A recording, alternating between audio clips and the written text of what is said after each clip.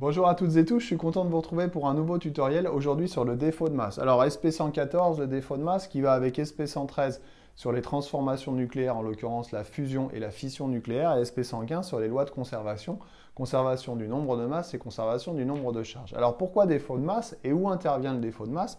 Eh bien le défaut de masse, il intervient dans une formule qui est E égale delta m c carré. Et Tichy, d'ailleurs, depuis qu'il est tout petit, il entend toujours parler de cette formule. E égale mc2, E égale mc carré, E égale delta mc carré.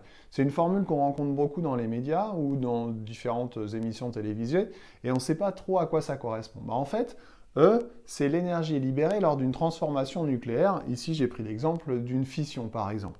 Cette énergie, elle s'exprime en joules, et donc elle est liée à delta m qui est le défaut de masse. Ce delta m, ce défaut de masse, il est en kilogrammes, et puis je vais expliquer juste après à quoi ça correspond. Et puis C, c'est une constante, c'est la vitesse de la lumière dans le vide, 300 000 km par seconde, qu'il ne faudra pas oublier d'élever au carré quand on fait son calcul. Alors j'ai pris l'exemple ici d'une fission nucléaire.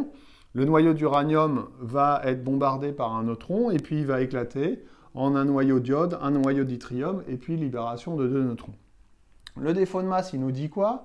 Il nous dit que la masse, la somme des masses des particules après transformation nucléaire n'est pas la même que la somme des masses avant la transformation nucléaire. Donc j'ai appelé MF la somme des masses après la transformation nucléaire, voilà, et MI la somme des masses avant la transformation nucléaire. Donc pour calculer le défaut de masse, on va faire MF, c'est-à-dire somme de la masse du noyau d'iode plus la masse du noyau d'yttrium plus 2 fois la masse d'un neutron, et on va soustraire à tout ça la somme des masses qu'on a avant la transformation nucléaire, c'est-à-dire la masse du noyau d'uranium plus la masse du neutron.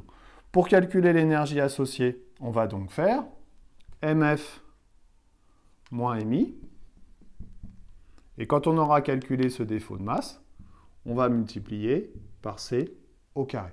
Attention, ce défaut de masse peut être en kilogrammes, mais il peut être aussi en unité de masse atomique. Et s'il est en unité de masse atomique petit u, à ce moment-là, l'énergie ne va pas être en joules. Voilà, j'espère que j'ai été clair. Je vous dis à bientôt pour un nouveau tuto. LMTD vite fait, bien fait. Bye bye.